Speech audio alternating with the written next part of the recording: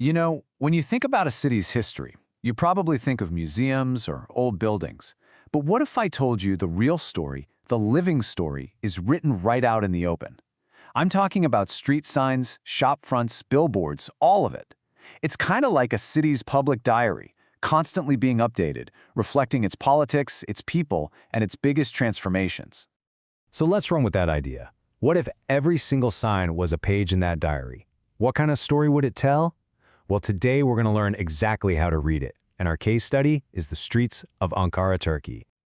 Okay, so the main tool we're going to use is a concept called the linguistic landscape. It sounds a little academic, I know, but it's actually super simple. It's all the language you can physically see in a public space. It's the city's voice, a mashup of official rules and everyday life. And it tells you a ton about who has the power to speak and, maybe even more importantly, who gets to be seen. So let's dive into Ankara's public diary. We're going to explore how its pages were rapidly, and I mean radically, rewritten by three major historical shocks. And what's so cool is that each event left a totally different kind of mark, showing us how history gets etched onto the streets in real time. Here are our three big moments. First up, the mass migration that began with the Syrian civil war in 2011. Second, the attempted coup in Turkey on July 15, 2016. And third, something we all lived through, the global COVID-19 pandemic. Three completely different crises, which means three completely different stories written on the city. Our first story starts from the ground up. This change wasn't driven by the government or some big corporation. Nope, this was all about people trying to build new lives.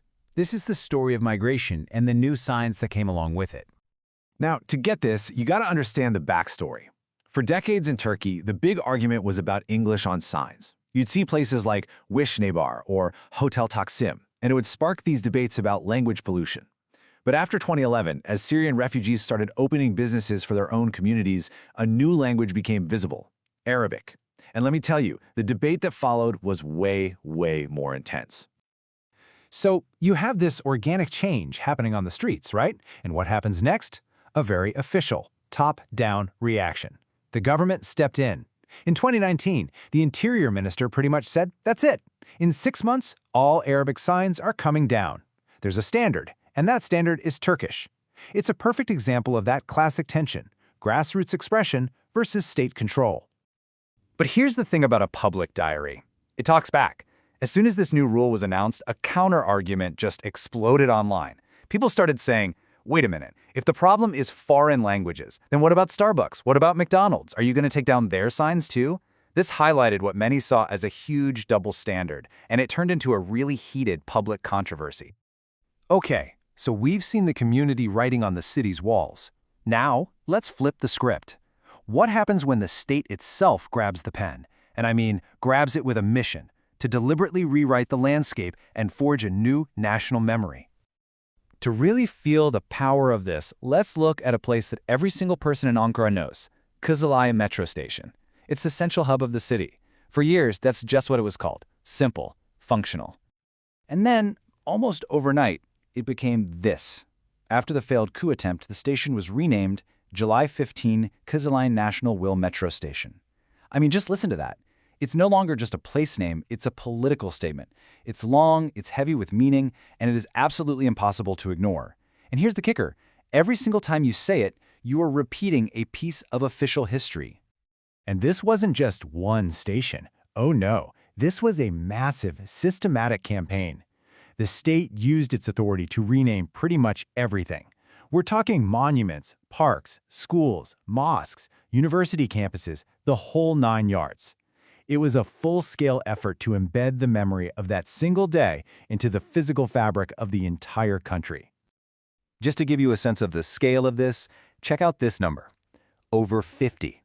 That is how many places in Ankara alone were named after just one person, a hero from the coup attempt named Sergeant Ömer Halis Demir. That's an incredible amount of focus on creating a permanent state-sanctioned story on the streets.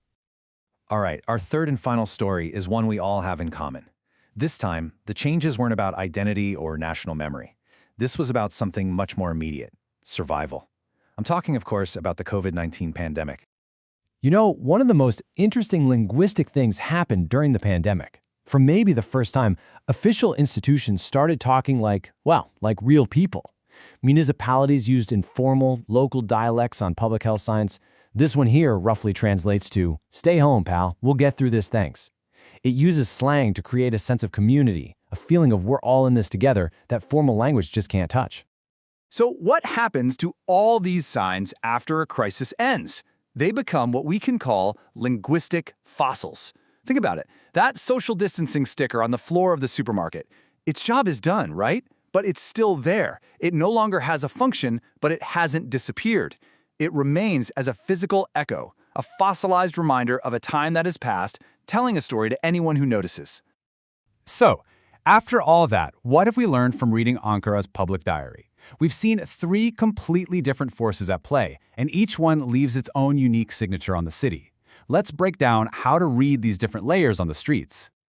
This table sums it up perfectly. You've got change coming from the community, like migration. It's organic, it bubbles up from the ground, but it's often contested. Then you have change from the state, like the post-coup renaming. That's top-down, it's official, and it is absolutely intended to be permanent. And finally, change from a crisis, like the pandemic. That's temporary and functional, and it leaves behind those fossilized echoes. And here's the crucial point. These forces are not unique to Ankara. They are shaping the linguistic landscape of cities all over the world, right now. So the next time you walk down the street in your own city, I want you to look around. Really look. And ask yourself, who is writing this page of the diary? Is it the community, the state, or the echo of a crisis? What story do the signs in your city tell?